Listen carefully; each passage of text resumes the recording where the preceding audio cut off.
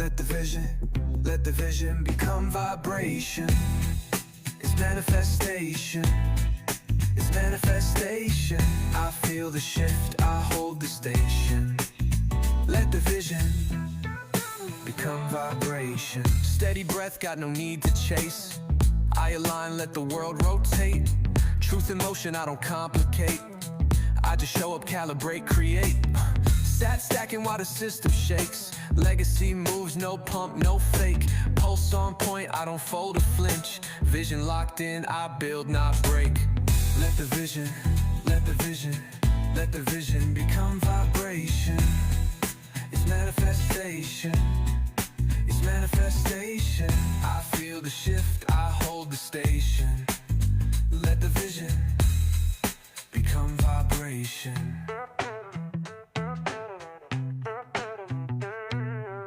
Steady breath, got no need to chase. I align, let the world rotate. Truth in motion, I don't complicate. I just show up, calibrate, create. Sat stacking while the system shakes. Legacy moves, no pump, no fake. Pulse on point, I don't fold or flinch. Vision locked in, I build, not break. Let the vision, let the vision, let the vision become vibration.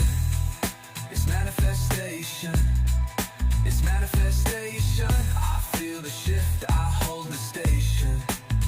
Let the vision become vibration.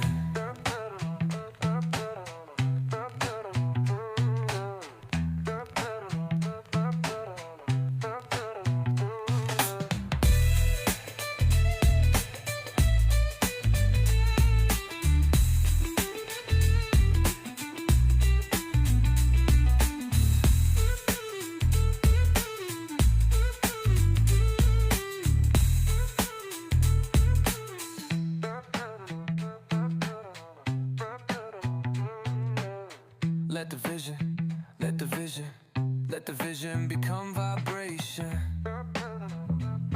It's manifestation, it's manifestation. I feel the shift, I hold the station. Let the vision become vibration.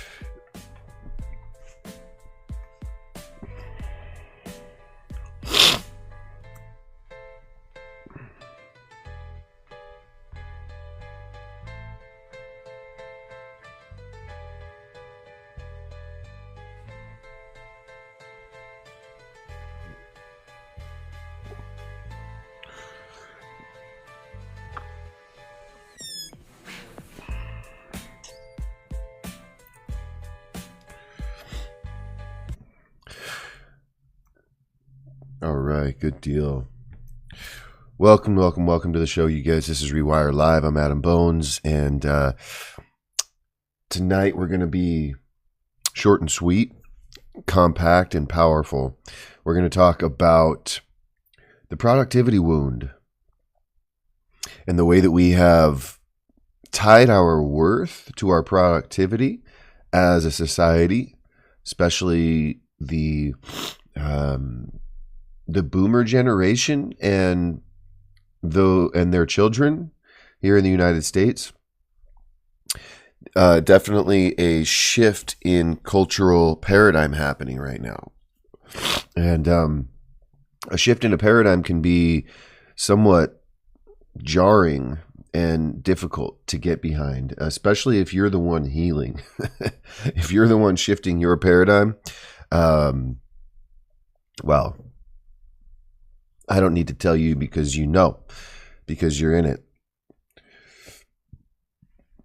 And so we're going to dive into that because I see it coming up more and more.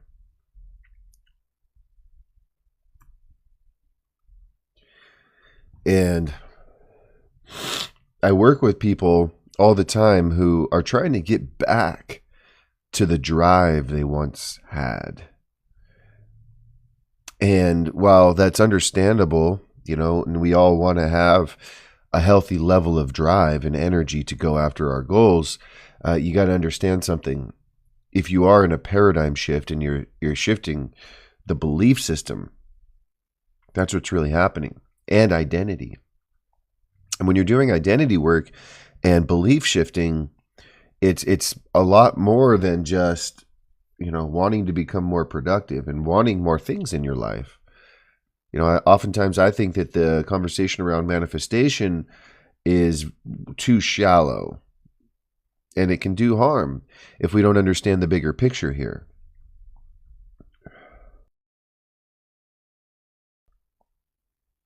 We want to move away from thinking that manifestation is about getting what you want and move towards the truth, that it's about becoming who you really are. Becoming who you really are. Because I'm sure you guys have heard that saying before. You don't manifest what you want, you manifest who you are. Have you heard that before? And it's sort of true. But a more accurate way of saying it is you manifest based on who you believe you are. Isn't that interesting? If we believe we're not good enough, what do you think the manifestational patterns are going to be? If you believe that you're a failure, if you believe that you're incompetent, if you believe that you don't have discipline, if you believe that you have a disorder, what do you think the manifestational patterns are going to look like? And that is the state of a whole generation right now. They're telling us you need to go to the doctor, you need to get on meds. They're being told a lot of different things, but here's what I want to tell you today. You're not broken. You don't have a disorder. You're going through an identity transformation. And no one cued you into this. No one told you that growing up means individuation. No one told you it means reclaiming your sovereignty in a world that doesn't seem to care about you being sovereign or you being independent or you being free.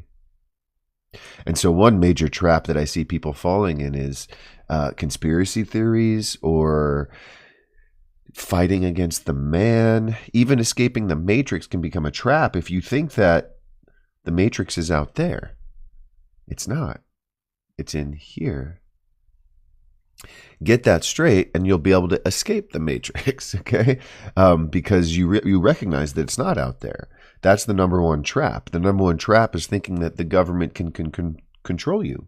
The corporations can control you. Have you been going to a job that you hate for years or decades and you think that they have control over you? You're wrong. You have acquiesced and you've let your identity merge with that falsehood, with that illusory concept of self. And you're headed for an identity reclamation and transformation.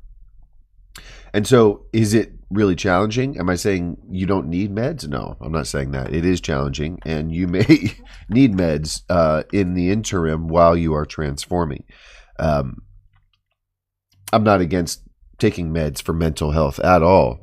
I just want them to have their place and the conversation to be more accurate and containing of what's actually happening.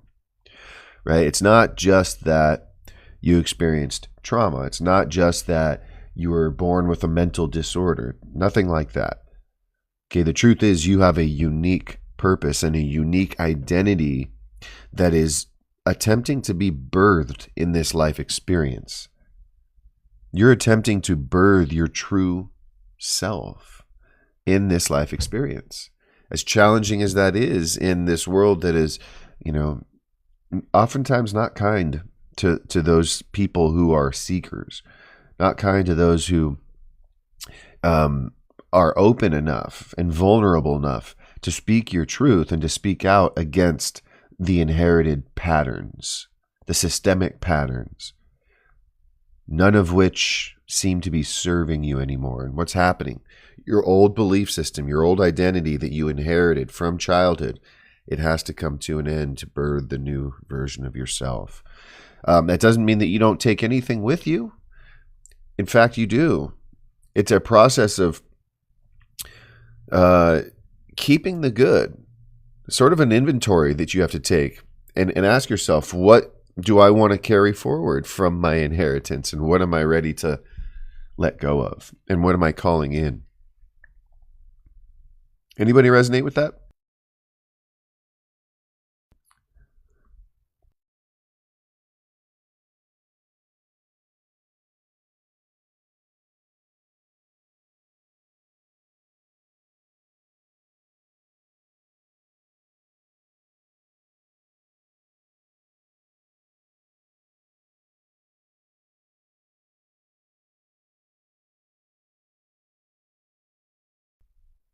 Soul Whisperer, thank you so much for letting me know that. I was sitting here gabbing on and on and on, wondering why no one is actually sticking around. People come in, they're like, I better leave.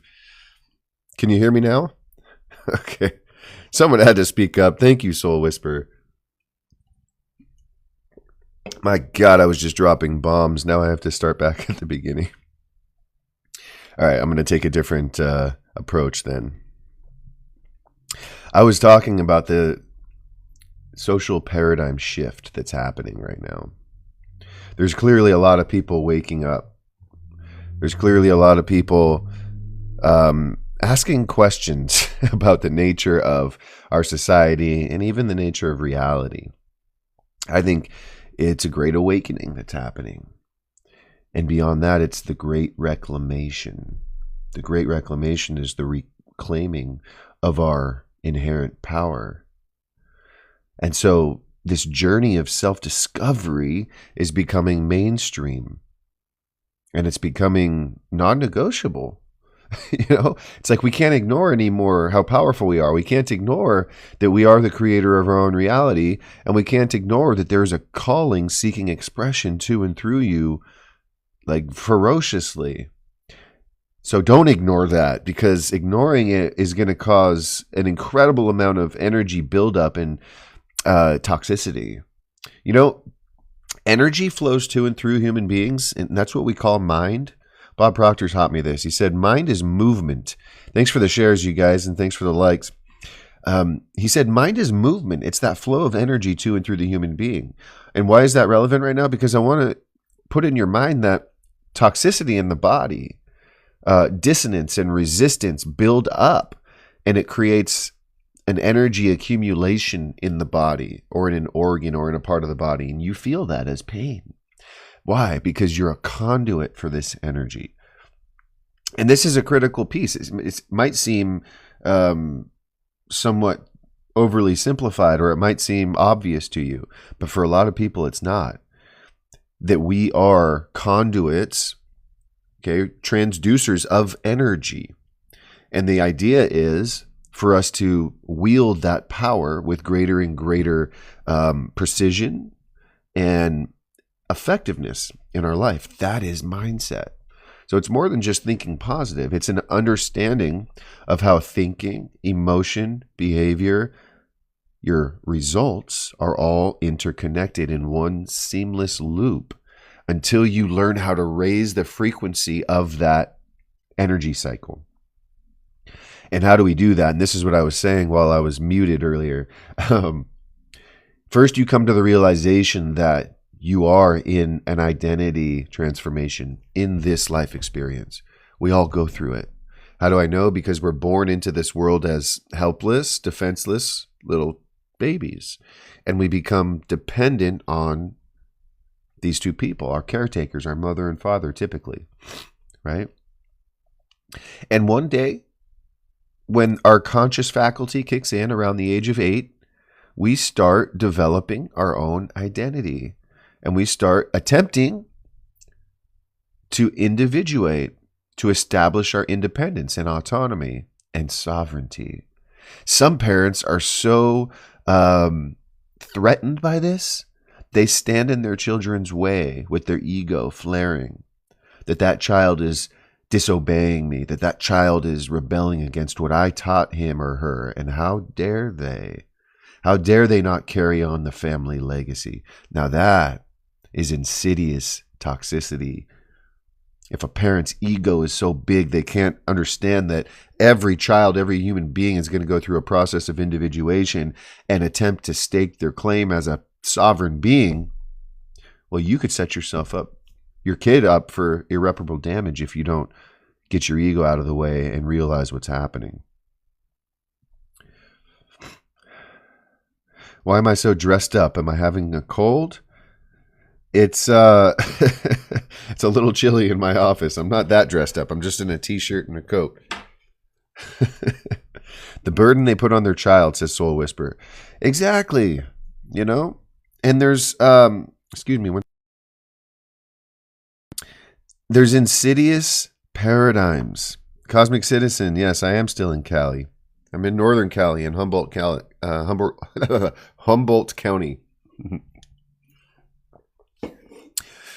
What are insidious paradigms? First of all, what is a paradigm? Tell me, you guys in the chat, what is a paradigm? Let's make this interactive. Who knows what a paradigm is?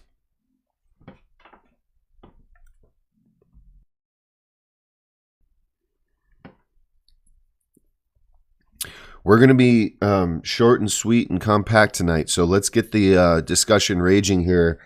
And especially if you are attempting to heal your productivity wound. Anybody have a productivity wound where you can't seem to summon the energy that you need to focus on what you want? Somehow there's always distractions, or you get sick when it comes time to do it, or maybe there's cycles in the economy or society that keep showing up and keep thwarting your forward progress. Okay, that's a productivity wound. If you can't summon the energy to think about and focus your energy upon what you truly want to do with your life, you likely have a productivity wound, and that is a mistaken identity that hasn't had the chance to fully shift into the truth of who you are yet. And that's what's happening. Now, thanks for the follow, Tori. Adikis? Back to paradigms. A paradigm. Anybody? I mean, I can just tell you, I can just talk at you guys, but much more powerful if you try and draw from yourself some of these insights, as you know, in real time. Anyways, a paradigm is a collection of beliefs. All right, thank you, Libby. Yes, your beliefs. A paradigm is a collection of beliefs. And what I'm talking about now is the paradigm that was installed in you as a youth, because you came into this world as a defenseless child, and between the age of 0 and 7, you didn't even have a conscious thinking faculty yet. You were in the unconscious theta state. And so everything that your parents thought and felt and said and did, that became part of you. It went into your subconscious mind, and it became part of your belief system. Okay. Cosmic Citizen says, it's the story we're telling ourselves, our memory-based consciousness. Very, very potent, very poignant, Cosmic Citizen. Yes. Our memory-based consciousness. I like that. And you're right. And the fascinating thing about that is memories, you know, aren't really actually accurate accounting of what happened. After a while, it becomes a story that ends up possessing us, and we live with it, and it feels very real to us. But for some reason, your siblings don't remember it that way, or your parents definitely don't remember it that way. And then it becomes a source of friction and resentment. Okay. And letting go of other people needing to corroborate your story is a big part of shifting paradigms. Letting go of other people needing to validate your story is a big part of shifting paradigms. It's part of you becoming the independent version of yourself. Soul Whisper says, I'm trying to decide to let my son start school, or should we homeschool so he doesn't get brainwashed? And that is a very real decision, a very real challenge. I feel that, you know. I'll tell you, with myself, I sent my kids to public school for most of their life. My oldest daughter went through school, public school, the entire way, and I was conflicted with it. I really didn't agree with the policies or even the stance of the school in a lot of ways. And there was a lot of peer pressure and a lot of brainwashing, no doubt. And then with my younger kids, as they went further along in high school, they were crying out, you know, this is just not doing it. I feel my daughter was depressed at school. My son was really starting to decline in his performance in various aspects. And so we went, you know, we started to consider the idea of independent study. So it's not exactly, what'd you call it, homeschooling, because they weren't, you know, we didn't do it when they were very young. They were in public school. But by the time they became young adults in high school and started being able to express the misery of that institution, they finally won me over and my wife, and we decided, okay, let's let the twins, they're twins, boy-girl twins, let's let them do independent study. And so as seniors, they did independent study this year. And I tell you what an adventure, what a decision. How glad we are we made that decision. They actually started to be able to thrive. They actually started to be able to design their life. They actually started to be able to think and operate like real human beings. We realized how toxic that high school was actually after they left. Thanks for the follow, Jessica. Libby says, I barely made it through high school life. I can't even imagine what it's like nowadays. Yeah, there is rampant depression and cynicism and distraction in high school and in school like never before. It's pretty bad. I'm sure it's not like that in every school, but I think it's probably predominant.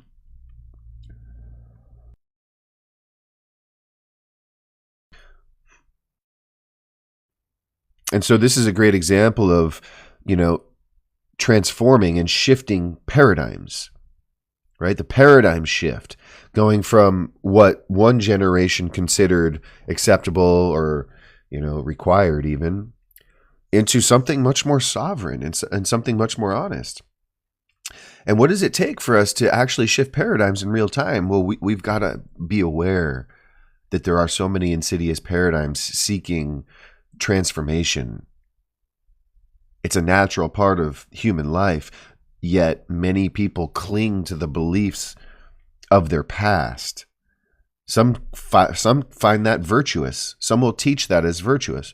Some will use a mantra, never forget. Have you heard that one? I think that's insidious. I think you should learn to forget the bad and remember the good. I think you should learn how to focus your energy on what's true for you and learn how to transmute pain into power. That's what they're not teaching us. That's what my kids got to learn by being a little more independent. They're working, they're paying for their car, they're not sitting in a plastic seat in a chair all day long like a lemming being programmed, right? And so things are shifting. Things are shifting big time. Soul Whisper says, I myself dissociate when I was sent to school. Yeah, you're not alone in that. I think that's the most common thing, staring out the window, daydreaming about a better life. They told us when we were babies, dream big, you can do anything. And then they promptly proceeded to sit us down in chairs, classify, grade us, rank us against our peers, tell us we're good or bad based on how well we conform. Think about it. It's kind of ironic, isn't it? When a baby's born, everyone gets a huge smile of possibility and hope on their face. God, the sky's the limit for this kid. And then we indoctrinate them into being a lemming. So things are changing now. People are waking up, and power is being decentralized. Power is decentralized. How? Well, mainly through this explosion of technology. You can now invest your money in a myriad of ways that you couldn't before, that are outside of the system, outside of the financial system here in the United States, for example. That's one way things have changed. AI has put the power of information in the hands of everybody. In your fingertips, you've got the whole internet and everything human beings have ever learned about everything. I mean, that's pretty cool. Thanks for the follow, Soul Whisper. Too much information processing and not enough processing of meaning, which we want as humans. I like that. Too much processing of information. I totally agree with that, right? What did they teach us? They taught us that knowledge was the ability to absorb, retain, and then regurgitate information. And so our intellectual mind has just become big and like complicated and full, and it's causing suffering. Because when you drop into intuitive knowing, you do practices that tap you into the truth of who you really are. You practice presence. You practice letting go and reestablishing the truth of who you are. Well, it relieves that stress and that pressure that was created by that old system, by those old paradigms. And old paradigms and old systems will continue to cause more and more pressure within you until you recognize that you are letting the external world and old paradigms control you. It will continue to build more and more pressure until you wake up and you recalibrate. That's good news, because we have an onboard alarm system. That is your emotional guidance system. If you're constantly triggered all the time, that's a sign. We're not meant to live like that. No, we can actually cultivate and induce flow. Anybody curious about how to do that? Libby says they place the carrot on the string with that. Oh yeah. Oh yeah. Work really hard and we'll give you safety and security. That was the lie, right? That the corporations in the United States told the people. The American dream turned into a slave labor class, right? Where we're just working, sitting in traffic, working that 40-hour work week, or maybe 60 or 80. And no emphasis on sovereignty, no emphasis on freedom.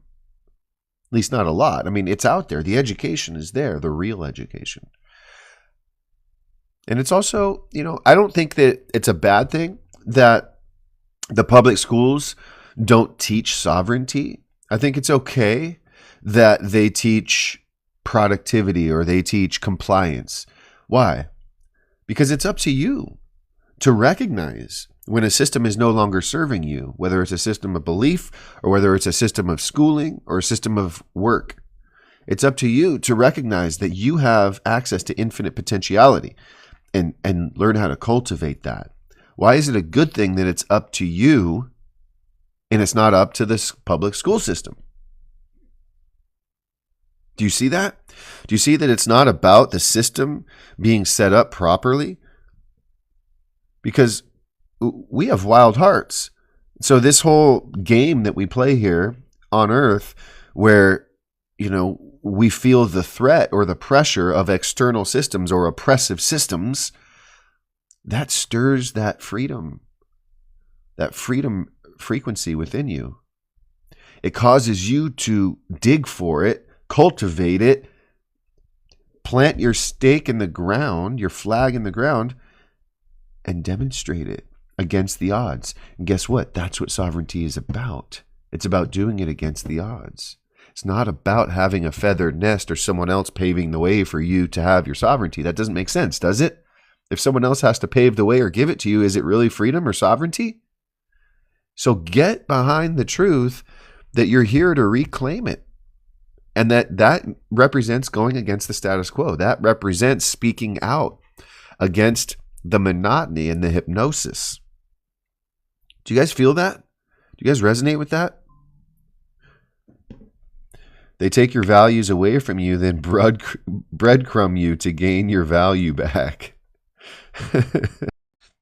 Yeah.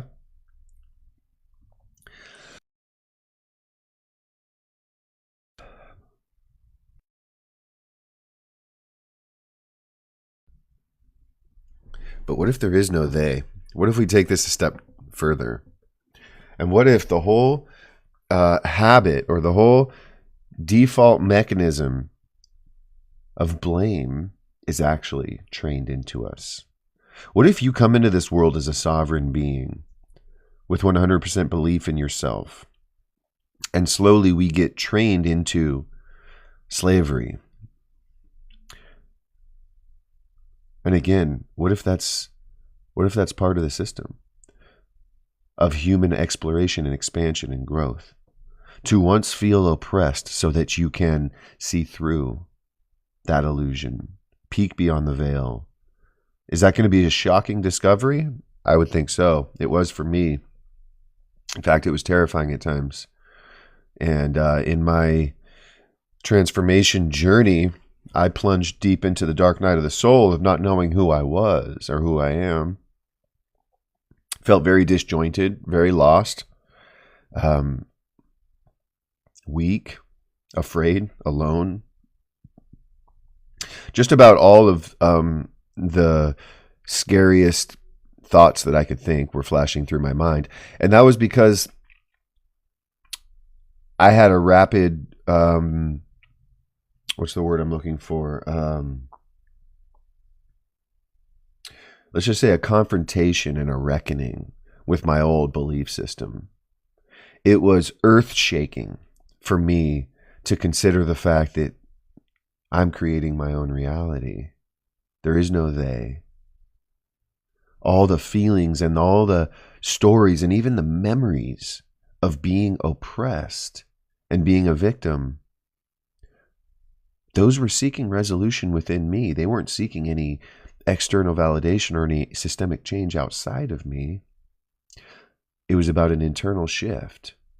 That was really groundbreaking and really difficult for me to really not just grasp, because that's intellectual, right? Thinking about something, being stimulated by it, but actually allowing it to drop into the intuition and show up and demonstrate my sovereignty. It's a whole different ballgame to think about freedom and sovereignty than it is to demonstrate it. You feel that? Thanks for the follow, Patricia.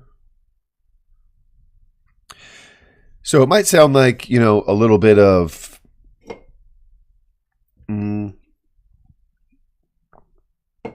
mental gymnastics to understand what's going on.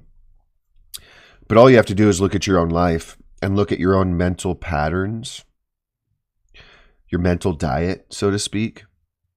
Think about that. You have a food diet. You also have a mental diet. So there's information going in. There's information already in there that keeps bouncing around. And then there's what you speak. That's all part of that mental recursive pattern. Can you see that it's operating on a pattern, first of all? Because that's the first step. Once you realize that it's cyclical and the same things are cycling through day after day, week after week, well, that's a big revelation that something's got to stop. Something's got to shift in that cycle. Soul Whisper says, yep, creating your own reality is so real. Right. It's comforting to hear a man speak this expanded mental way. Makes me feel safer to be alive. I really appreciate you saying that. And I feel that. And I think you're right that many men, to a detriment, are oversimplifying. Okay, I think oversimplifying things is a good thing by nature. But in this case, we need to, as you said, expand our cognition, expand our energy and our awareness, into those subtle realms, right? I think this is a natural ability I've always had, to see and feel someone's energy patterns. Someone can be saying something with their words, but emanating something completely different with their vibes. And I think I've always been sensitive enough to pick up on the vibration underneath the words and respond to that, and not the surface level thing. Okay, because oftentimes what we say is a projection of who we think we're supposed to be. A lot of times it's a projection of who we think we're supposed to be. And so I really communicate with people primarily through feel, and try to decode the energy behind the words.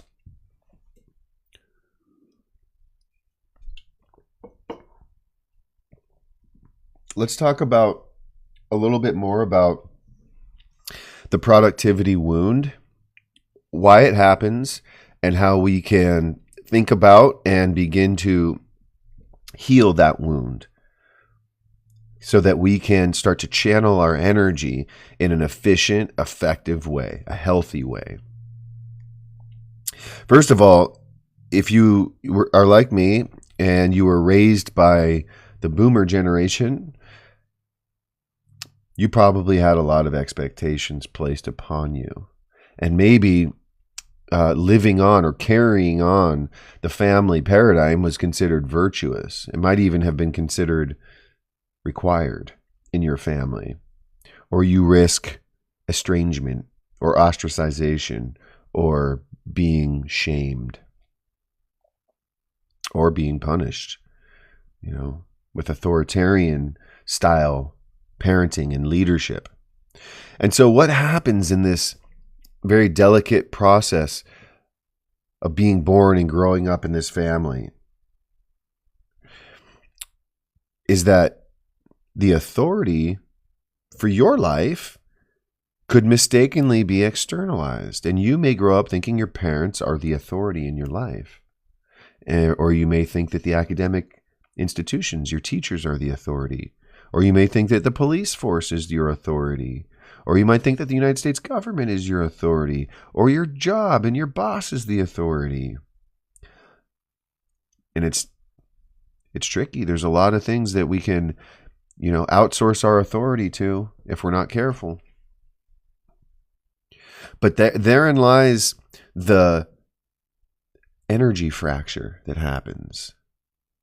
Energy fracture is a good concept to describe what happens as we attempt to individuate, to become the individual that we really are, the true person, and root our drive in that knowing, ground yourself in that knowing. Well, it can be scary if you've been taught to look outside of yourself for answers. It can be tough if you believe authority doesn't reside in here, but it resides out there. You see, think about why you worked hard as a youth, or why you did anything for that matter. This isn't true for everybody. I know some people had, magnificent parents that helped cultivate your autonomy, your freedom, your independence, your sovereignty, but I think it's very rare. For most of us, you were working hard, you were getting good grades, you were doing whatever you were doing to be accepted and to be loved and to prove your worth, says Amanda. Exactly. It's so subtle and it's so pervasive that we don't even see it happening. There's no wonder why we have an unworthiness epidemic today. Yes, it's an epidemic. I'm a mindset coach. I work in the field. Do you know how many people have worthiness wounds? Almost everybody. Almost everybody has a deep-rooted wound that says, I'm not good enough unless I am accepted by that person, or that institution, or that country. Yeah. And so what I see now, and I can't unsee, and it's now the subject of my life. It's the content of my life, is that human beings are sovereign by nature. And the whole life experience here on earth is about reclaiming that. Can you imagine what life would be like when you reclaim that and you start building upon that foundation? If you want to send your kids to independent study or homeschool, you do it. You don't think about fitting in as much anymore, because fitting in ain't the way to sovereignty. It ain't the way to health, happiness, wealth, and prosperity. It's the opposite. The path to health, wealth, happiness, prosperity, and strong relationships is inner reclamation. For some of you guys, this might be a whole new concept. Like, what? Sovereignty, inner reclamation? But if you think about it for a second, do you not agree that you are free by nature, yet much of your life feels constricted? Much of your life might feel obligatory or routine, just a pattern in play, the monotony of it. And I'm not saying that pattern is bad by nature, because we, in the field of mindset, we install new patterns. We understand the recursive nature of the human energy field. It is cyclical. It is cycling through. Repetition is actually important.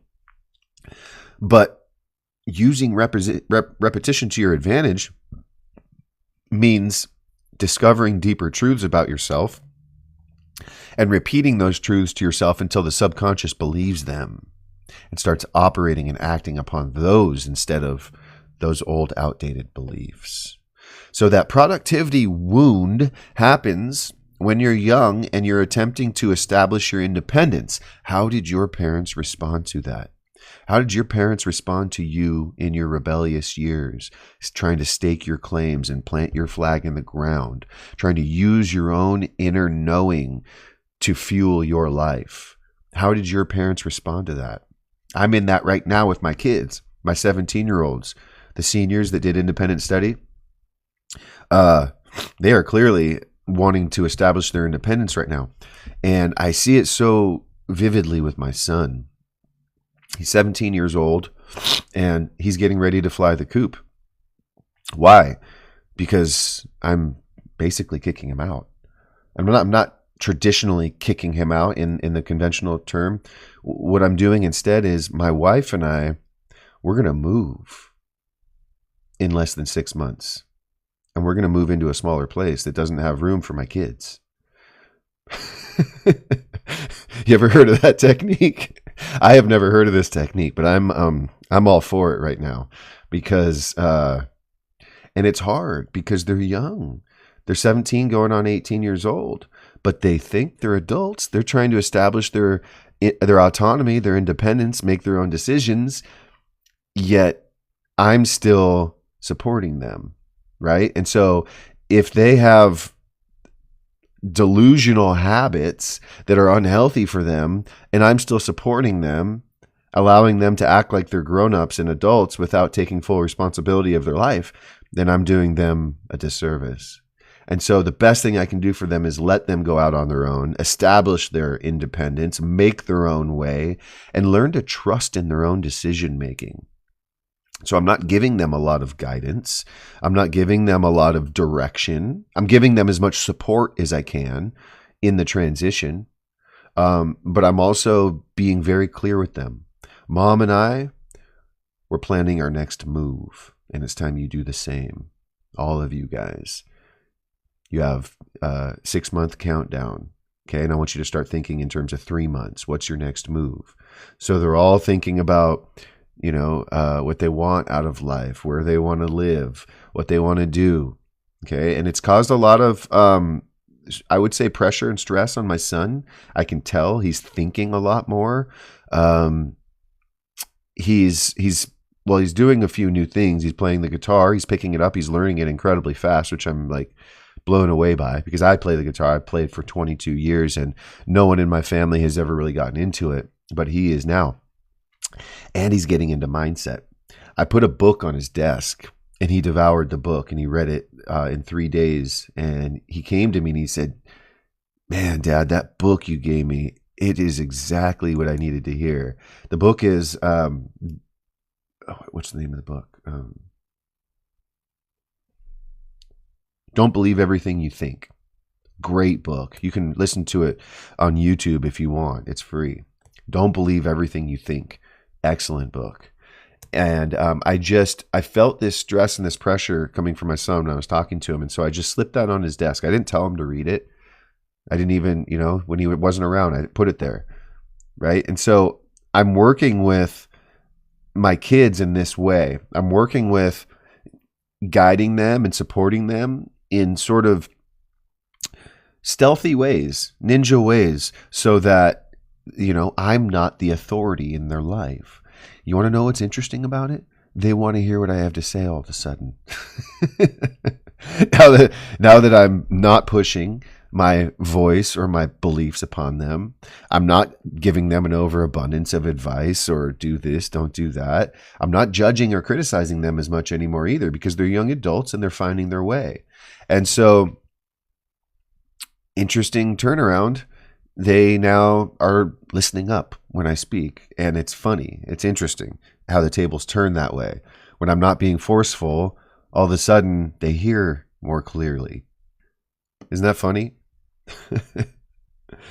What? I was literally looking at that book today, says Amanda. The synchronicities abound with you, Amanda. Holy cow. That book is incredible. Check it out on YouTube. You don't even need to buy it yet unless you want to. But Don't Believe Everything You Think. Excellent, excellent read. But it just hit my son at that quintessential important time in his life where his brain is forming into his own identity. And he's a little bit lost. And you're not lost, but just embarking on a journey, an unknown of the unknown.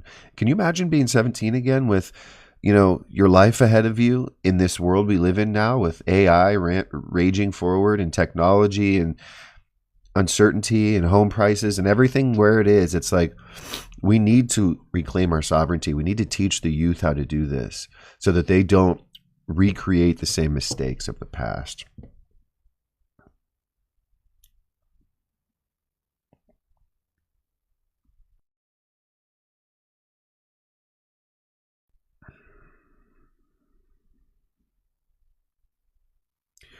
Curious, what are your thoughts on Mother Earth also being God? Asked Tashina. Or the subject of non-duality. Okay. Are those two subjects like interrelated for you? Anyways, yes, Mother Earth also being God. Yeah, 100%. But Tashina, I believe that your consciousness is God. And so to me, God is not an object or a subject, and it's not a concept that we can understand with the intellect. It's not just an object like the earth. What I think God is something that no human has ever been able to speak of. But if we're going to try to speak of it and put it in words, it's your experience. That's another insidious paradigm, that God is a judgmental God, or God is in the sky judging us, watching us. What else? Architecting our lives. I don't believe that's what's going on at all. I believe God is your consciousness becoming aware of its own divine nature. You can think about all kinds of concepts related to God, but I'm talking about right now, right here, this moment, what you see, hear, touch, taste, and smell, what you are experiencing in the inner realm, your inner kingdom, that is God. We have objectified and personified God like it's an element of a story. Like we do, that book Animal Farm, where we personify the animals and we project our human consciousness onto them. We're doing it with robots. We're doing it with AI. We do it with God. We do it with animals. Our pets, for God's sakes, become little humans with the same emotions that humans have, even though they don't. So that's what humans do. We project our own identity over other things. That's called personification. And I think just be weary of doing that with God, because God is that which can't be named, that which can't be spoken of. It's not a concept.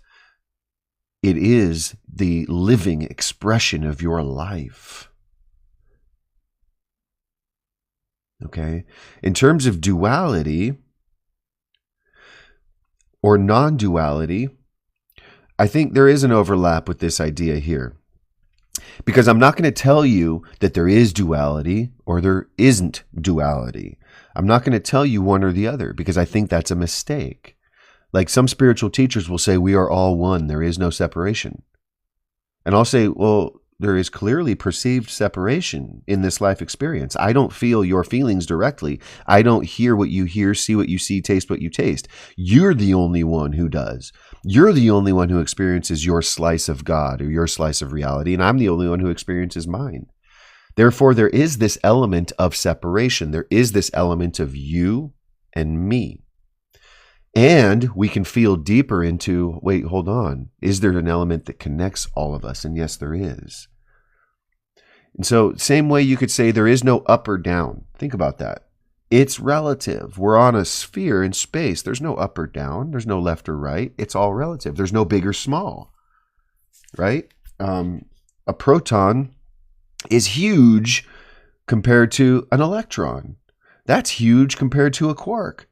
And those are all infinitesimally tiny compared to the Earth or the sun. And the sun's tiny compared to some stars. So size, speed, shape, color, it's all relative. Okay, so in other words, what's going on when we try and describe or explain what God is, or whether things are of a dual nature or non-dual nature, is the intellect is struggling and squirming to try to understand something that's not meant to be understood with the intellect. And that's where we got to talk about the two different types of knowledge. Intellectual, number crunching, evidence-based, statistical-based, measurement-based knowledge that society is obsessed with and lost in today. And science has become their God. We need evidence. We need empirical evidence. We need statistical studies. It needs to be repeatable. It needs to be determined with the scientific method. Nothing against science. I just think that we have a real overemphasis on the intellect. Now, when you drop into a deep meditation, that's when you tap into the intuitive knowing. And you don't need to then at that point be able to describe God, because you have merged with God. You don't need to be able to prove whether duality or non-duality is the state of the universe, because you felt it merge within you. Another way to think about this, you guys, is that every word we use to describe something, stay with me, is only a symbol. It's only a pointer pointing to the actual thing. For example, if I say, picture a tree, you're going to picture a tree. I used a symbol made up of smaller symbols called letters to burst energy at you that you're now decoding into a picture in your own mind. That's another symbol. So I'm using symbols that travel through the ether and energy to you. You reproduce a symboled version of what I say in your mind. Do you see how we never actually talk about the real thing? We only point towards them. If I say the sun, you think you know what I'm talking about. What is the sun? A star? Does that explain it anymore? A big ball of plasma? Does that explain it anymore? We say it's thousands of degrees. Does that mean anything? It really doesn't. It only does if you accept a system of symbols, which you do because you learn these symbols in school, which is fine. You can use systems of symbols to navigate the world, but don't believe them. Don't believe that that's a tree and call it good. The truth is that tree is infinite. That tree has so many different integrated parts. It's integrated with the soil and the mycelium in the soil. It's photosynthesizing. It's collecting energy. It's one with the wind. It's got infinite properties. And for me to just say, oh, that's a tree, well, that's a crude symbology of something that's actually infinite and actually indefinable. Now, if you take what I'm saying about language and symbology and how it actually doesn't illuminate the truth, what it does actually is it creates a false, illusory truth. And you start applying that to yourself, now you're going to start opening up the doorway to freedom, sovereignty, and autonomy. When you start realizing you are not what you think you are, you've been grossly misrepresenting yourself with symbology. And it's not your fault. It's because you were trained to do so. For example, were you trained to think that humans are a virus on this planet? Were you trained to think that you're a meat sack? Were you trained to think that you're dispensable, expendable? We're trained to think a lot of things that ain't true. Libby says, I moved out after 6 months after graduating, and it was game-changing for my independence. I bet it was a wild ride, but you learned the most about yourself you ever had, I would imagine, during that time. Sparkling X333, great book recommendation for you all. The Surrender Experiment by Michael Singer. I love Michael Singer, and I would say before you read that, read The Untethered Soul. One of my favorite books. Oh, it's backwards, but anyways, The Untethered Soul by Michael Singer is probably top 3 or definitely top 5 all-time books. It's not even a long book. It's a great read. Absolutely love Michael Singer. He's very good, very inspirational. Amanda moved out at 17 and cannot imagine that again. Sounds like a wild time. Especially in the current climate. I feel for our youth, but truly pray it all works out for the best. It will, Amanda. Believe it will. See your children as not only capable, but as having a very important purpose, and they will find their purpose. It's inevitable. Do you guys know that? Do you know that it's inevitable for you to evolve? You're here. You're an eternal being. You may be playing small. You may be playing limited. You may be playing victim. You may be playing the hurt one. You may be playing the confused one. You're playing. You are an eternal being, and you are one with the divine source. That's a fact. That's law. Okay? And as soon as you recognize that, integrate it into your life and start demonstrating it, the transformation will heat up. The synchronicities will abound. The opportunities will come, and you'll have a chance to say yes to something that might feel a little bit sketchy or scary or uncomfortable. We just learned in the academy on our Mindset Mastery class that, in order to be free, you need to take some risk. If you don't risk, you cannot be free. And this is what we're talking about. We're talking about taking those steps into the beautiful unknown with courage and faith. Radical transformation happens when you do this. You will see every aspect of your life in a new light. It'll breathe new life and new energy into you. And you will start to heal that productivity wound. You'll start to hone in on your unique blue flame, your purpose. Okay? And if you join the Boost Mindset Academy, or you want to work with me, I have a one-on-one program called Escape Velocity as well. And what I help people do is get rooted and grounded in your truth and start acting on that and demonstrating it so that you can break out of the monotony and the cycle of learned helplessness that much of society is living in. Learned helplessness. Wow. Soul Whisper says, I was homeless 5 years ago, and by changing my mindset, I have manifested $500K home and $50K in savings. That's outstanding. Wow, what a story. Homeless 5 years ago. I'd love to hear more. Maybe I'll interview you on the channel sometime. That's really inspirational. God is channeled through us in our consciousness, 100%. 100. It's all perspective, says Amanda. Our perspective is one of those higher faculties we can reclaim. Cosmic Citizen says, and duality doesn't mean you have to experience two opposites. Good point.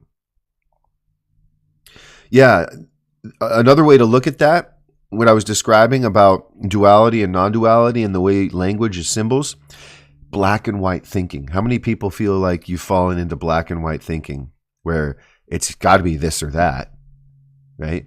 Maybe it's subtle. Maybe you don't realize it's happening yet. I didn't realize it for myself until years later. And then I started noticing it. My therapist cued me into it. I didn't know I was thinking that way, but I was. On a fundamental level, I was going into black and white thinking, and it was causing me distress. I kept finding paradoxes. Wait, if it's this, it can't be that. If it's that, it can't be this. And it would result in confusion. That confusion would turn into despair, and it would zap my energy. Why? Because I was being called to relax that black and white thinking and let it be both or neither. And so I started learning about and teaching and consciousness. And consciousness. It can be this and that. Whoa. Or neither. Or neither consciousness. Why neither? Because you recognize everything's symbology. Two people arguing, they're not actually arguing over the same thing. Do you get that? If you get this, you'll never argue with anyone ever again. Because you'll realize you're never actually arguing over the same thing. You're arguing semantics. Both people are basically arguing with their own mind, their own self. Do you know that's what an argument is?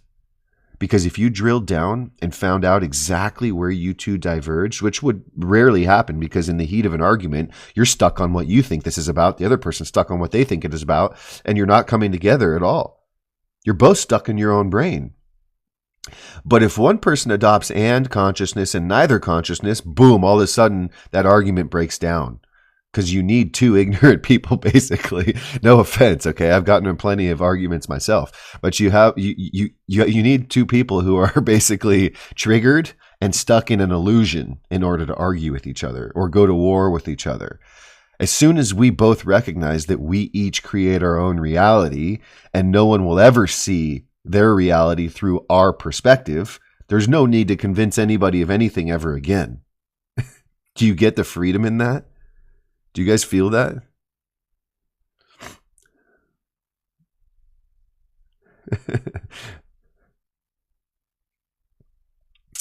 Oh, absolutely. I know they will find it much faster than I did too, because they have me demonstrating. I love that, Amanda. Yes. Yes. Tashina, are you feeling that? About the arguments, about the disagreements? There's so much freedom in realizing the truth that we create our own reality. It can also be somewhat terrifying, and it can make you feel lonely or alone. I've definitely felt that myself. And I want to tell you that keep going if that's you. If you feel that solipsistic haze or fear that, you know, what I felt was I really want to be able to connect with other people. And if I'm creating my own reality and no one else ever is going to be in my head or my heart, how am I going to connect with them? How do I connect with people? How do we? And so it led me into a thinking experiment that made me realize it's so beautiful the way it's set up. It's so beautiful the way that we live this perceived separate lives from each other, and that you don't get piped into my consciousness. You don't get piped into my thoughts, my feelings, my ideas, my beliefs. You never will. Why do I think that's beautiful? Because it causes us to reach out to each other, to be empathetic and compassionate. If I already knew what you were thinking and feeling, and we were literally stitched together as one, I wouldn't have any reason to reach out, to hold space for you, to try to connect with you. Do you see how beautiful that is? So beautiful that we have this system set up in a way that we yearn for connection, and we need to actually try to connect with people in order to do that, to get that. I don't know if that hits for you guys, but for me, it was revolutionary to realize that that there is actually a reason why there's this perceived separateness. And then it made me realize on an even grander level that everything is actually so intelligently organized in this reality. And I mean down to the fundamental building blocks of reality, that it blows my mind all the time. Ascend with Tashina says, I just said I'm done complaining, and what you said was why. And our words are so powerful. Right. Love that, Tashina. Love that. And I'm gonna take that one and stop complaining myself, because it ain't gonna do me no good. Right? Not gonna do me any good. Yeah, that part blows my mind, especially, says Amanda. And I attempt to cultivate that and evoke that in our community all the time. You know, sometimes we just sit there in wonder and awe and reverence, because the truth is far, far more bewildering and expansive than any of our intellectual minds can actually hold. Again, a beautiful, beautiful part of the makeup of this reality that we live in my opinion. Let's all take a deep breath together, huh? Start with a exhale.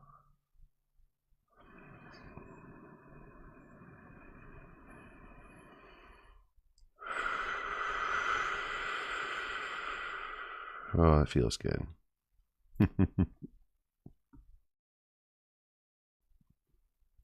Thanks for the share, Sky. Good to see you again. And thanks for the follow, SparklingX333. So what's coming up for you guys with respect to this discussion that started out about how to heal the productivity wound? To me, the productivity wound is the most important topic of today. Why? Because I see what's happening. People are waking up and people are falling into a sense of helplessness because they don't know how to rebuild themselves in a new image, in a new model. And they're not seeing support around themselves, you know, and in society to help them do that. And so we end up becoming paralyzed in shame and guilt. And that shame and that guilt continues to fuel more. It continues to zap our creative energy. Your creative energy is synonymous with your vital energy. Your vital energy is synonymous with source. Your connection with source energy, or God, is the fabric of your creative and productive life.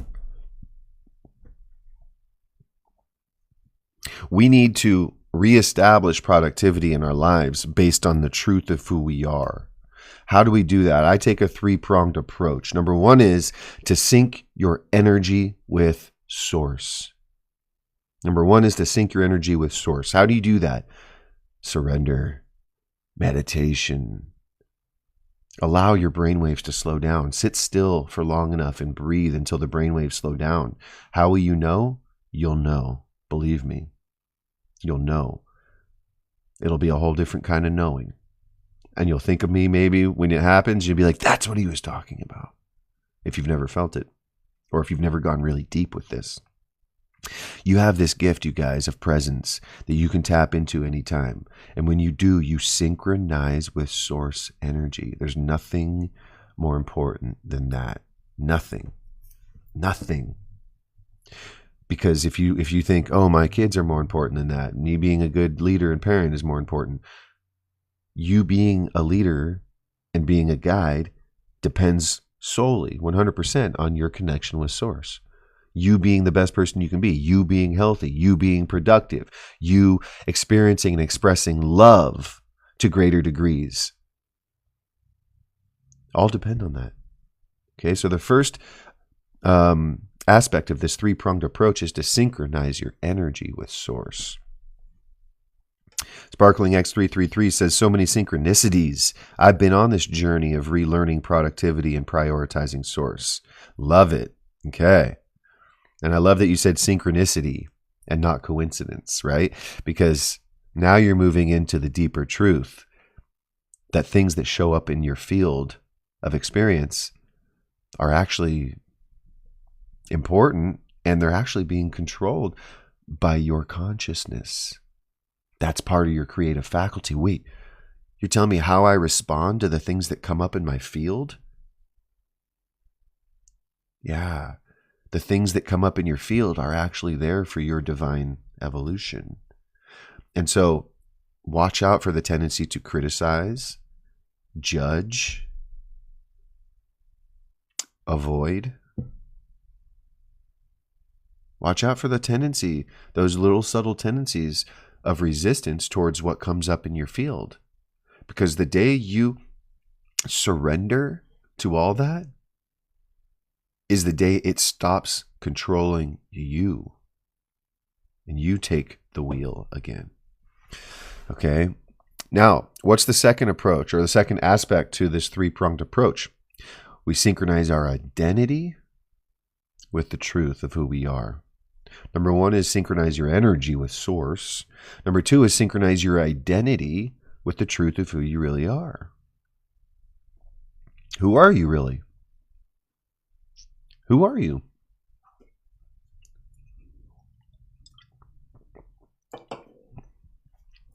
It might sound like a a trite question, but it's not. It's important.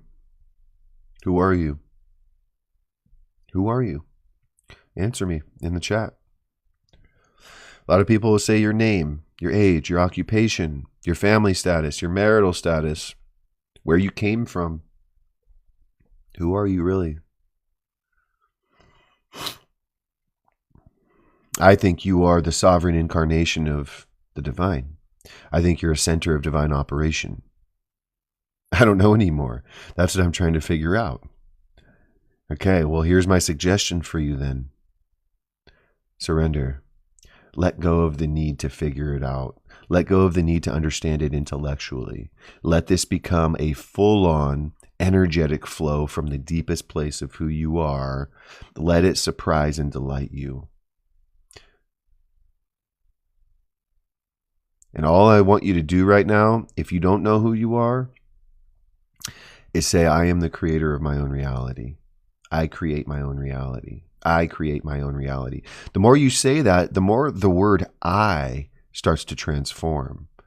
I am are the most two important words that you're ever going to say. And what comes after that is of monumental importance. If you say, I am powerful, that will resonate as true within you.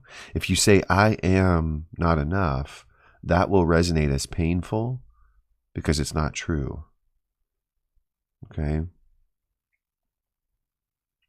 I am God, giving myself an individualized personal experience. It's all me, form and formless. Love that, Cosmic Citizen. That to me sounds powerful. That to me sounds closer to truth than I am Bob or Bill or Sandy or Sue and I work at XYZ, right? And I'm married with this many kids and I, come from this family. No, I want to hear who you are on a fundamental level. I am one with the all that is. I am the divine expression of the universe becoming conscious of itself. I am a conduit for source energy. Those are the types of things I want you to start to express inwardly and feel if it feels true to you or not. Feel if it feels inspiring to you or not. Feel if it feels perhaps paradigm or earth-shattering to you. And if it does, I suggest you go deeper into that and explore those ideas. Amanda says, I am all these things. I am kind, compassionate, loving. I am random. I create my own reality. Beautiful, Amanda. Beautiful. Love it.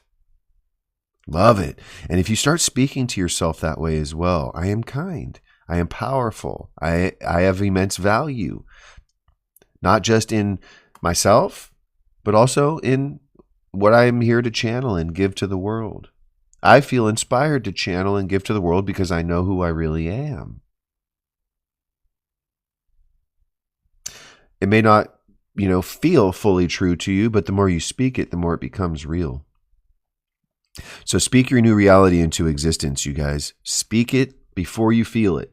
Recognize that an emotion is the end product of an experience. So emotion always lags behind the creative act. Did you catch that?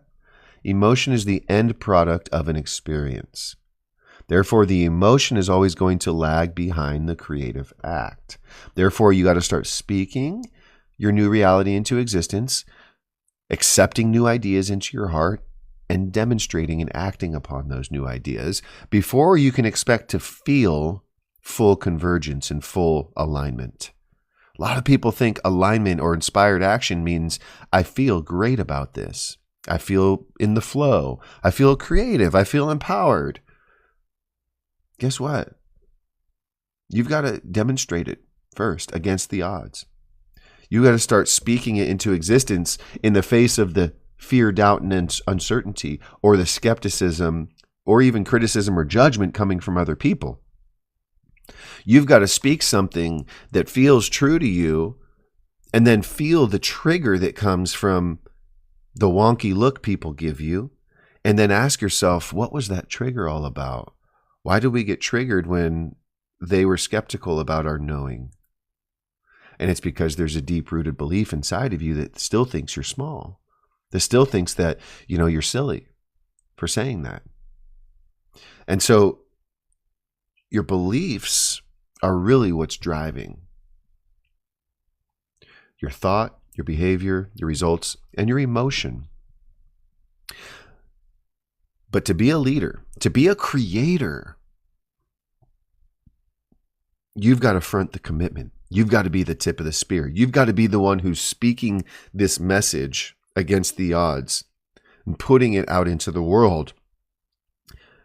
Okay, I've been sharing this message for some 6 or 7, almost 8 years now, and I've been through all kinds of different, peaks and valleys in terms of my own energy level with this, my own confidence level, and lots of, varying results that come and go.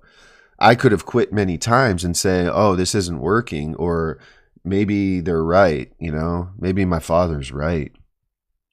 Maybe they're right. Maybe they're right. And I have mistakenly and painfully allowed other people's beliefs to derail me at times. I have allowed other people's beliefs to derail me at times. I was still playing victim. I was still playing small. But I kept getting back up, brushing myself off, and retuning back in, recalibrating back. You know how many times I've had to recalibrate back to conviction and truth and dust off the dirt because I've fallen down and felt small, felt limited, felt wrong, felt guilty, felt behind, afraid that I'm hurting someone. Just tiptoeing through life, Nowadays, I'm skipping more frequently than tiptoeing, and occasionally I sprint, But I'm having a lot better time with this now. I'm having a lot better time with embodying the truth that I create my own reality. I'm having a lot better time with neutralizing the hurt and the aggression and the arguments that I used to get embroiled in all the time. I notice now if I'm scrolling on social media, like on Facebook, I'm noticing the things that used to trigger me. Those triggers are still there, but they've lost their charge. I'm seeing now, I'm able to look back with more perspective and say, oh my gosh, no wonder you keep getting triggered by that. There's that belief again. It's triggering that belief inside of you, Adam. What a gift now that you know this and you can neutralize it. And in this way, I feel like I'm more and more rapidly removing limiting beliefs and surrendering to my own purpose. Do you guys feel that? Are you on that journey? Amanda says, yeah, constant recalibration, right? Constant recalibration. Back to your true north. Do you have your true north? Do you have your compass? Do you know your purpose, your vision, your goal, your action, your persona that's emerging from you in this metamorphosis you're in? I think it's important to share that part too, that you catch yourself much quicker each time. Yes. Absolutely. Absolutely. So, aspect number 2 was to synchronize your identity with the truth of who you really are. Okay? Take the idea that you're a center of divine operation. Take the idea that you're the universe becoming aware of itself. Take the idea that God is working to and through you now. God is not a judging God, an angry God, a vengeful God, is definitely not orchestrating things. God is experiencing itself or himself, herself, whatever you want to say, through you. Your experience is the divine. So number 1 was sync your energy with source through deep stillness and silence and surrender. Number 2 is to synchronize your identity, the way you see yourself, the way you identify, not with your job, your marital status, your parenting obligations, where you live, where you come from, none of that. Your identity is now synchronized with this divine expression. And number 3 is to synchronize your calendar, your structures, your behavior, your commitment level to demonstration of this truth. That's a 3-pronged synchronization campaign. And that is why I developed the sync method, so you could do all these things without thinking too much and without getting lost in the maze of personal and spiritual development. Okay? Can you guys hear the motorcycle out there? It's 9 at night, and this guy is just going crazy out there. Cosmic Citizen says, the freedom you have to choose how you respond beyond the condition of your human forms. Love that. I love that. And that sounds, I know that in the beginning that sounds kind of like, almost like annoying, or it sounds really hard. Like, what are you talking about? Choose beyond the condition of our human forms. Are you saying that I don't need to worry about making my bills by the end of the month? Are you saying I don't need to do what my boss tells me? I might get fired. I got kids to feed. I got bills to pay. I got health issues and debt to pay off, right? That's usually where people go. When you tell them to respond beyond the condition of your human forms, they're like, drop down into reality, friend. We got human forms and human conditions to deal with. And it's really hard to convince somebody like that. And I would say don't try. Don't try and convince anyone of anything. Just demonstrate this deeper truth. Okay? And recognize in your own life where you're letting the patterns of observation, where you are observing what's going on, continue to reseed your creative mind and continue to outpicture the same results over and over and over.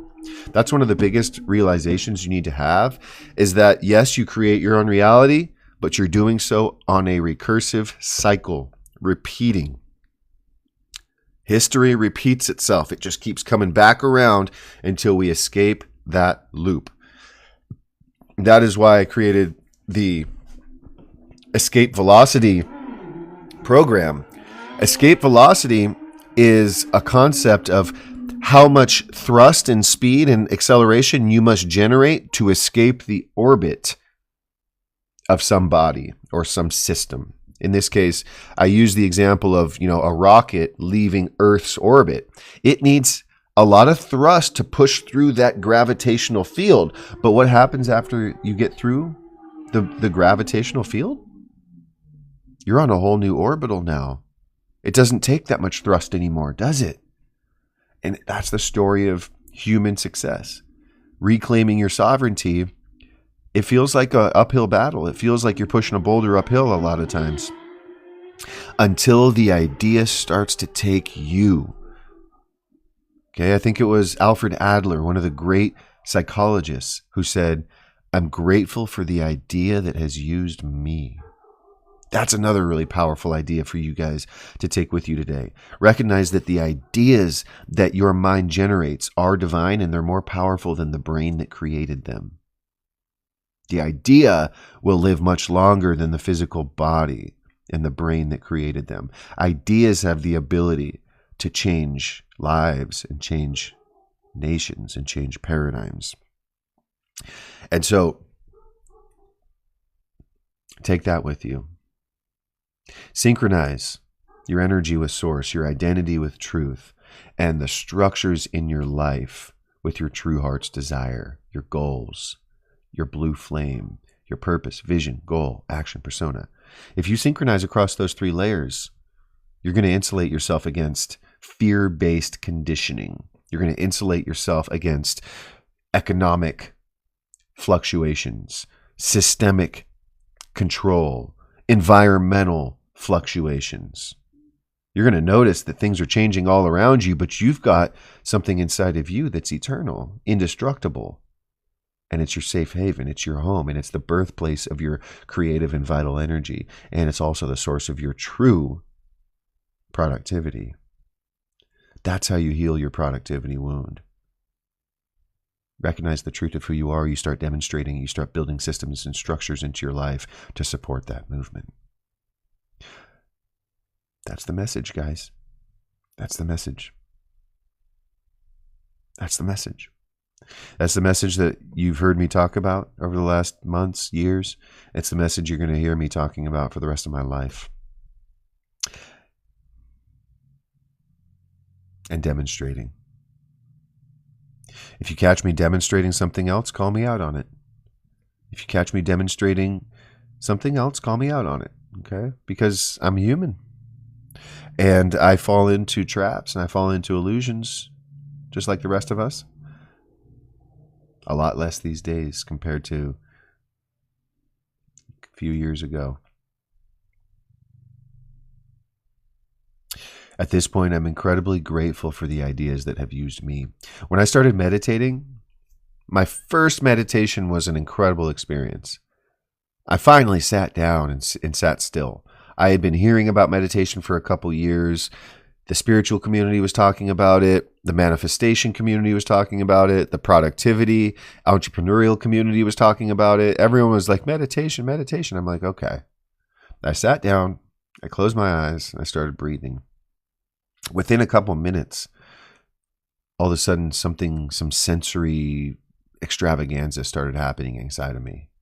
Started to feel firing and wiring of neurons. I started to feel coherence come into my body. I felt like a wind of energy was blasting at my face and permeating my body. It felt electrically charged. It felt incredible. And in that moment, I knew, oh my God, this is what I need. Ironically, it was just silence and stillness. Ironically, it was just sitting down and breathing. But I realized in that moment, oh my God, this is what I need. It was so invigorating. It was so healing.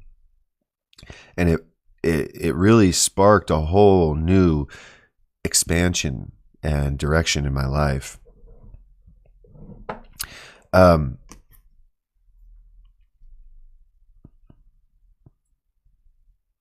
Where was I going with that? I forget. Where was I going with that?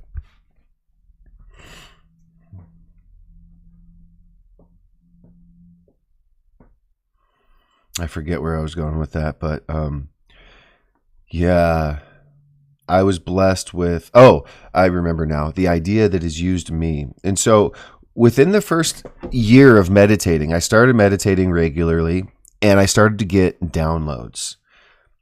Okay, what is a download? It's whenever you release resistance within yourself, and dissonance, cognitive dissonance, reduces the flow of creative energy. So if you're in a creative slump, it's because you have competing ideas in your mind. You've got dissonance, cognitive dissonance. And so as I started meditating and creating more coherence across the hemispheres of my brain, and then brain and heart coherence, the creative flow started to pick up and I started to get downloads. And one download I got early on was the acronym IDEAS. Ignite desire, enjoy, attract success. What happened was a new model for success came into my mind, and it became an anchor point for me and my evolution. Ideas, the power of ideas. Ignite desire, enjoy, attract success. Ignite desire means look within. Look within to the truth of my true heart's desire and focus on that with attention, clarity, devotion. Devote myself to that. That's how you ignite desire. First of all, devote your life to it. Okay? And then enjoy came next. Wait, don't forget, Adam, this is about joy. Where in your life have you been foregoing the joy because you're overthinking your way through life? You're trying to make sense of everything. You're trying to live up to everyone's expectations. You're trying to be everything for everyone except the truth of who you are. And that's what I was doing. I was separated from my own truth, and that was the most painful way to live. And so, God, this acronym really helped drive home for me what was happening for me. Ignite desire and enjoy. And once I was able to devote my life to my true heart's desire and put joy first in my life, those are the prerequisites to becoming attractive to success. Attract success. How do you become attractive to success and attract success, which is like the common holy grail for people these days? They don't want to chase, they want to attract. But people don't understand what that really means. It means that you focus your attention and your energy with a fervent passion, undisrupted passion towards your true heart's desire. You ignite desire. You set it ablaze. And I even, got the download and developed the imagery of the blue flame in association with this acronym. Ideas and the blue flame came in tandem. When you ignite desire through devoted focus to your true heart's desire, and you put joy first in your life, reconnecting with that which brings you joy unabashedly, unapologetically, making joy your number one priority in life, boom, you start magnetizing and becoming attractive for success, attracting success. That's what it takes. Okay. Does that resonate, you guys? It looks like I'm getting kicked off the live here in 3 minutes because I have this puzzle and it's frozen again. Oh, wait, hold on. There we go. I just refreshed it. Okay, we're good, but it is getting to that time. BB says, dang, I just joined. Aw, BB.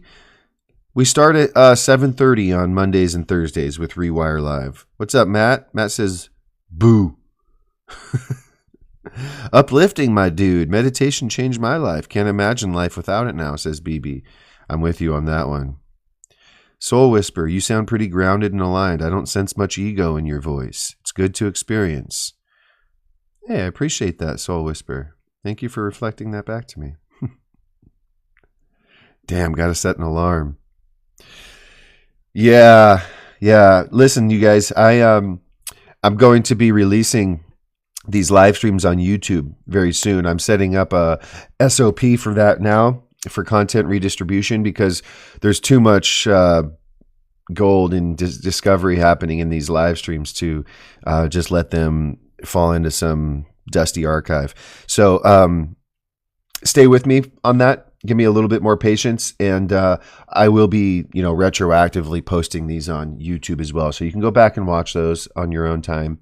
But in general, Mondays and Thursdays at 7:30 is our time to come together and do this Rewire Live. I also have a new segment called Coach Bones versus the Matrix. It's still evolving. It's still gaining some traction, but we've done some really powerful work there too. And that is on Tuesday evenings at 7:30. So you've got Monday, Tuesday, and Thursday already, 3 live streams. And then I've got one on Fridays at 4 that is sort of a placeholder right now because let's just say that Monday, Tuesday, and Thursday are a sure thing at 7:30 p.m. Pacific time. Okay.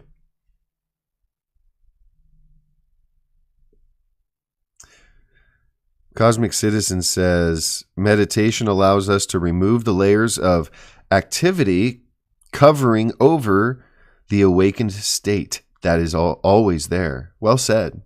Well said. It allows us to remove the layers, yes, or neutralize those layers and sink deeper through and penetrate the layers of illusion. Penetrate the layers of habit and pattern that are controlling the neural circuitry in your brain and nervous system.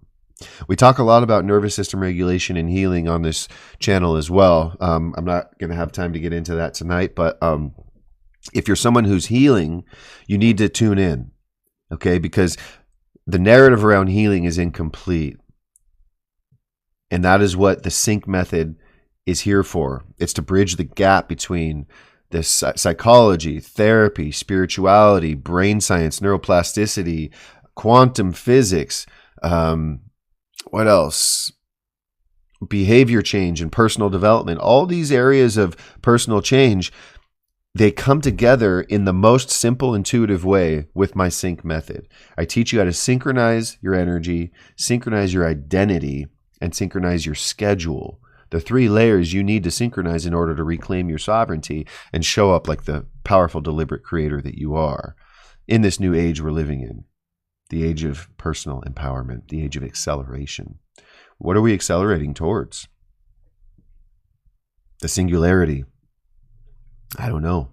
It's an exciting time to be alive, you guys. Let's seed this crazy, expansive time with courage, faith, hope, and inner knowing that these are the best times ahead for those of us who are willing to claim our true freedom.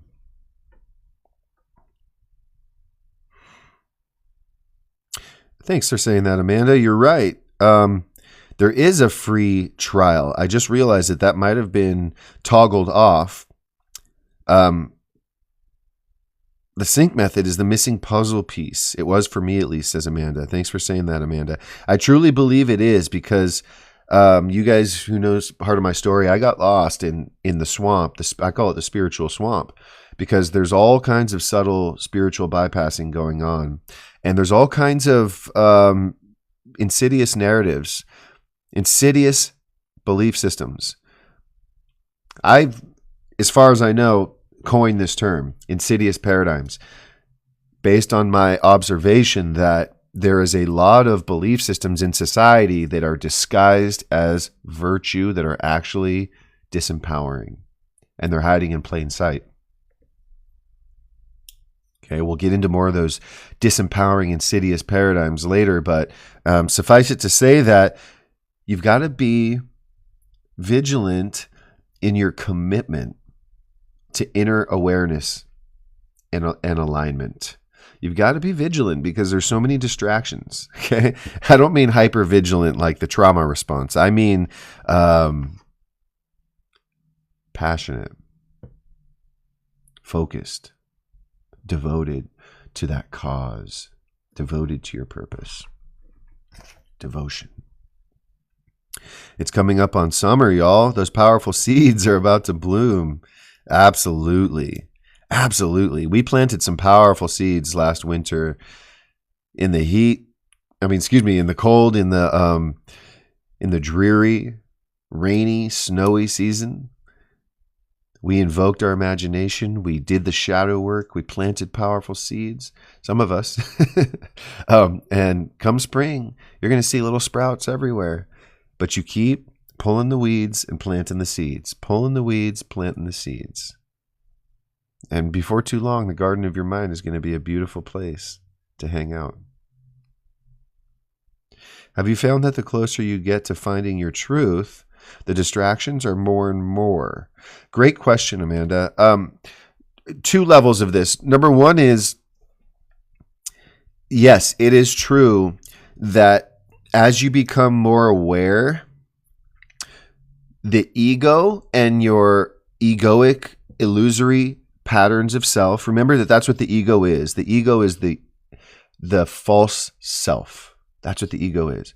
It's the false self. Okay, traditionally, that's what they're referring to when they say ego. They're talking about the illusory concepts of self. As you become more and more aware of it and aware that it's not the whole story and it's not the truth of who you are, listen close, the ego will become more and more dysfunctional. Yes, more distractions will pop up. Yes, you will have more tendency to feel up against the ropes, maybe weak, maybe challenged, maybe triggered. Yeah, that's an interesting fact about the spiritual journey. You're heading for maybe more triggers before you start to release them.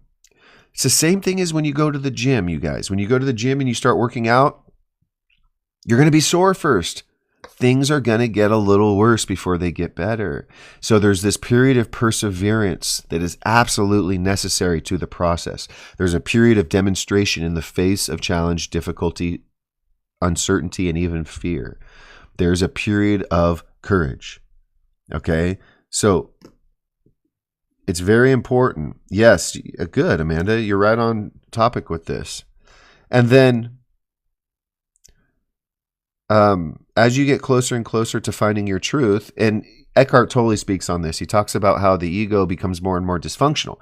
Watch that. Watch how all of a sudden it's grabbing for old foods or old habits, but then notice how that brings you less and less pleasure. Notice how the things that were pleasing to you before become less and less pleasing, and you need more and more of it to try to get that pleasing feeling, and you just don't know what's going on. You're indulging in poor habits even though it's not bringing you the pleasure. That's an important phase. That's when it's starting to fall away. That's when you wake up one day and you say, God damn it, I'm done with that. I'm done eating that crap. I'm done smoking that shit. I'm done hanging out with those people. It's time. It's time for me to focus my energy and my attention on what really matters to me. Okay?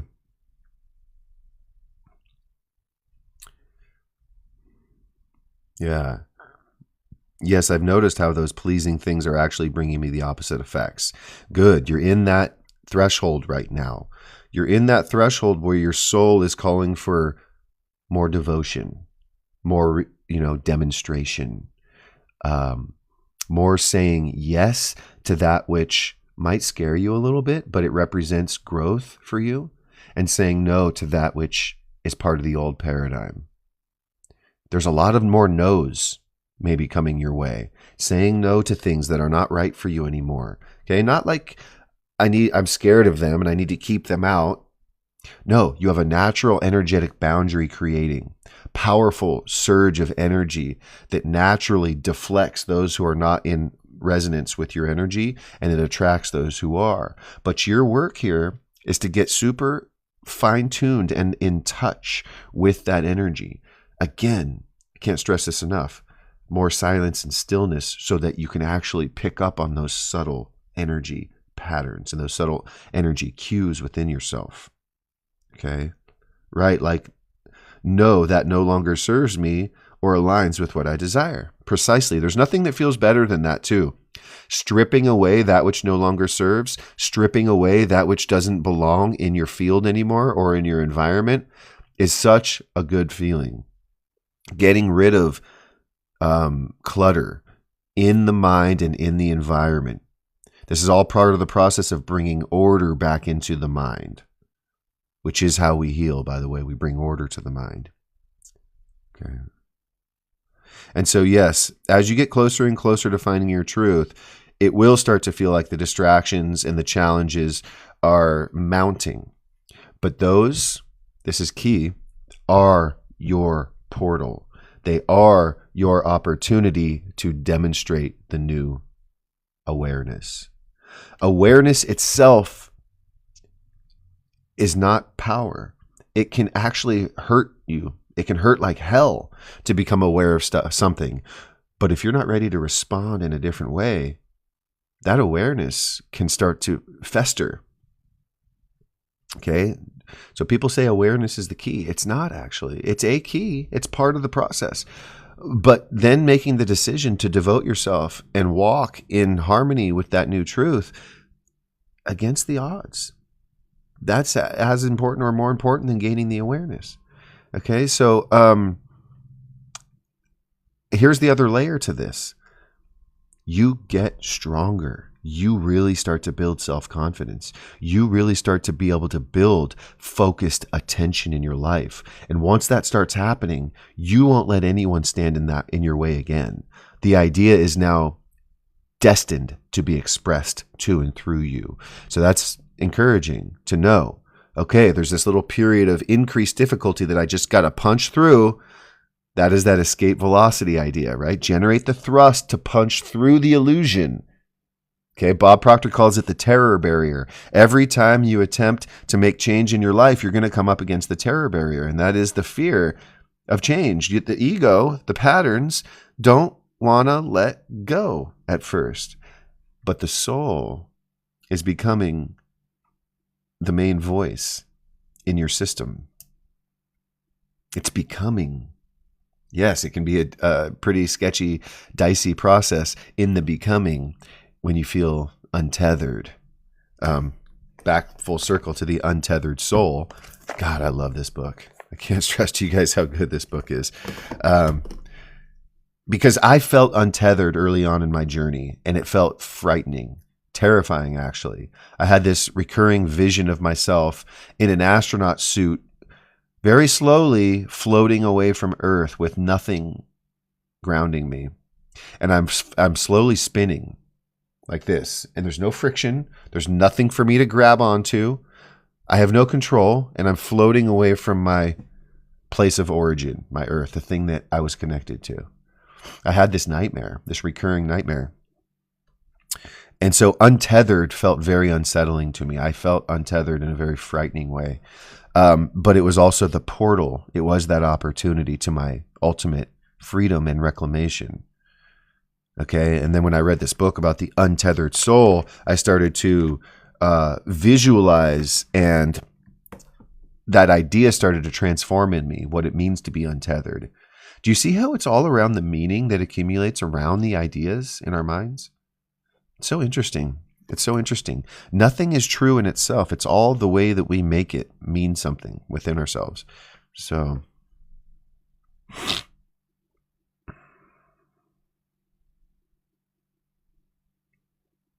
there's 11 people here. 4.4 thousand hearts, 55% battery. 1115p here. Talk about alignment. Wow. A lot of alignment happening. Yes, I've noticed how... Okay, we already read that. That's a big one for me. I had a pep talk with myself. Next week, we're cutting down on clutter. Okay, beautiful. Start slow. Start small. Start with one little area. Start with a corner of the house or the barn. And just start to move things around. Start to play with the idea of putting that away or getting rid of it. Like, does that provide any value for me in my life, or is it just something sitting there? You know, I have stories on that all day long. When I moved away from my compound that I lived on for 15 years, I felt like I was losing a piece of me with every possession that I sold off. It was excruciating. Candace says, I worked on my mental health healing, but I feel like it's clutter making me anxious now. 22 years of life. What is the 2BRM?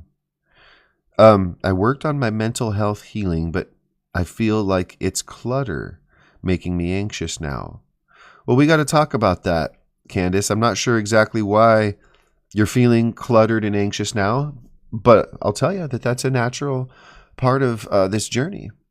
You know, I didn't realize how cluttered my mind was. And it was an analogy to this compound that I was living on. I had my beautiful house and several other buildings, all of them full of stuff. I had an attic. Even the stuff that was being stored in the attic over 15 years was occupying a place in my mind. Now that I moved away from that place, got rid of all that junk, I'm so much lighter. I'm so much lighter. What book? Asked Matt. The Untethered Soul. Michael Singer. Sorry that it's backwards in pixelated. It's called The Untethered Soul by Michael Singer.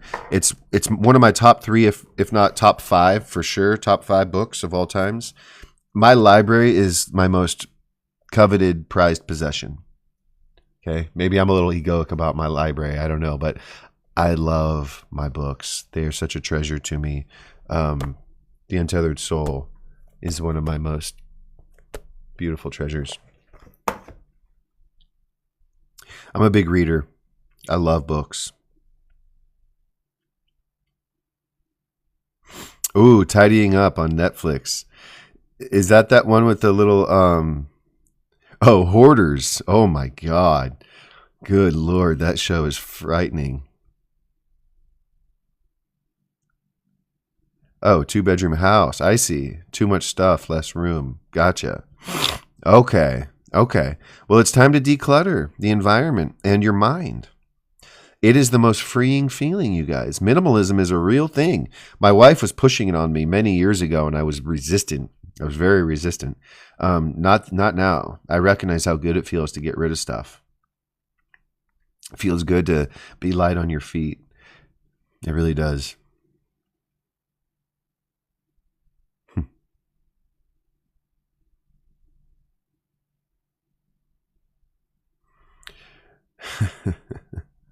Okay, listen, you guys. That's all the time I have for tonight. Thank you so much for being with me tonight and helping expand this conversation. I'll play you guys out with a song from our soundtrack. I'm building an album right now called Reclamation. That's the name of the title track, too, by the way. But let's go out with a little music, huh? So good to connect with you guys. Yes, Candace, I'm so glad you found us as well. I hope you've been listening for some time. Make sure you follow and hit the notification bell so you get notified when we go live. And if you're curious about diving deeper into this work and you want to see how to supercharge it in your life and shortcut the learning curve for yourself, I can help with that. Yes, you can shortcut the learning curve. You don't have to take years or decades messing around with this stuff. You can actually bring harmony and clarity into your mind rapidly and heal yourself and heal the people around you by doing it.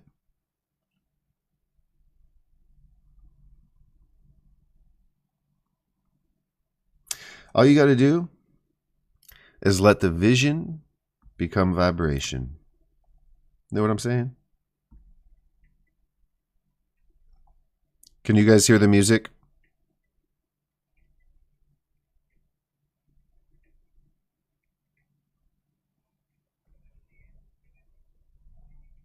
Oh, you can't hear the music.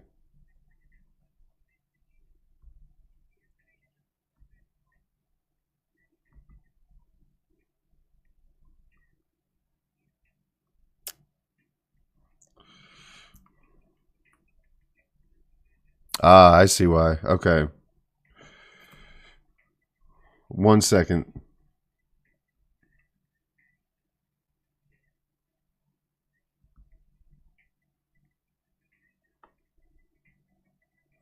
Just 1 second. I'm queuing the music up right now.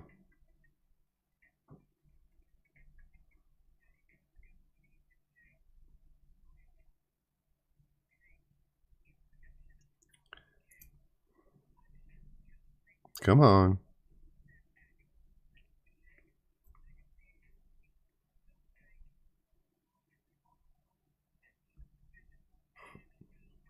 Deep breaths.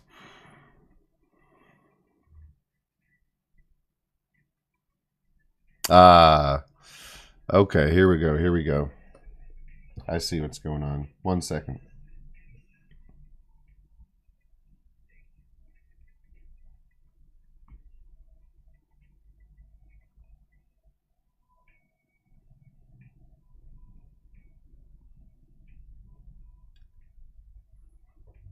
Deep breaths, y'all.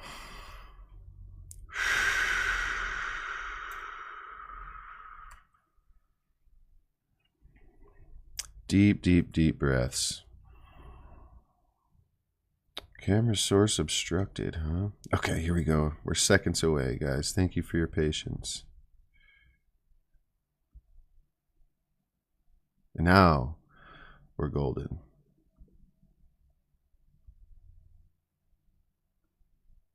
We just pop this behind my head.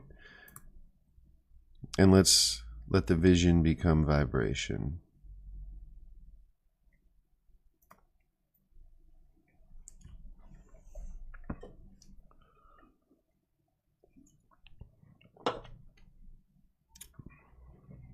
Music now?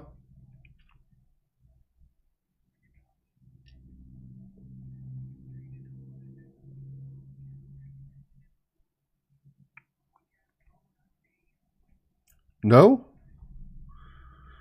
Oh. Thanks, Candace. Sometimes... There we go. I know you got music now, yeah? Yes? Okay, good. We got there. Yo. Eyes closed, but I see it clearer. Future speaking louder than the mirror. They printing dollars, I'm minting truth. Fiat's fading, I'm the living proof. Stacking vision in my vocal booth. Broadcast gold, I don't need a boost. Let the vision become vibration. It's manifestation. It's manifestation. I feel the shift, I hold the station. Let the vision become vibration. Steady breath, got no need to chase. I align, let the world rotate. Truth in motion, I don't complicate. I just show up, calibrate, create. Sat stacking while the system shakes. Legacy moves, no pump, no fake. Pulse on point, I don't fold or flinch. Vision locked in, I build, not break. Let the vision become vibration. It's manifestation. It's manifestation. I feel the shift, I hold the station.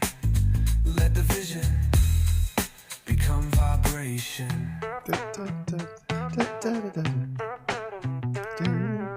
Steady breath, got no need to chase.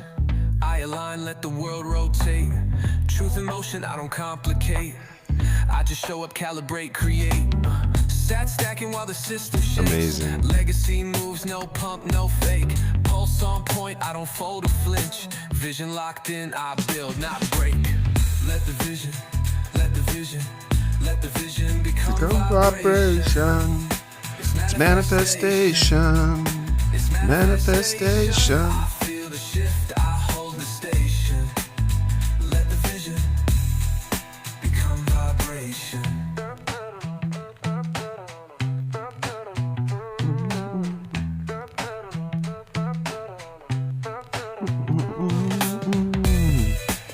Oh, with the guitar solo. Ooh. Damn. What? What?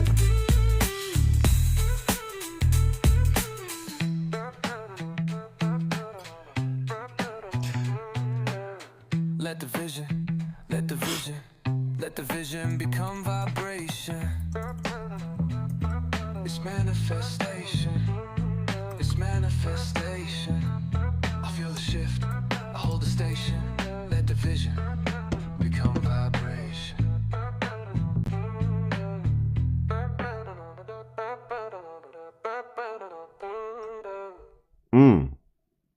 Feels good, doesn't it? All right, y'all. So happy to have you guys with me tonight. We're having a great time. We're moving the needle. We're expanding consciousness. We're healing ourselves from the inside out and broadcasting that frequency of self-love, freedom, independence, and joy in creating everything that we truly want to bring into this physical manifestation. Just let the vision become vibration. That's what I'm saying, right? How fun. Catch you guys all in the next one. Let's see. Tomorrow, I still tentatively have Coach Bones versus The Matrix scheduled for 4 o'clock. So we'll see you live again tomorrow, all right? Peace out, my friends. Good night.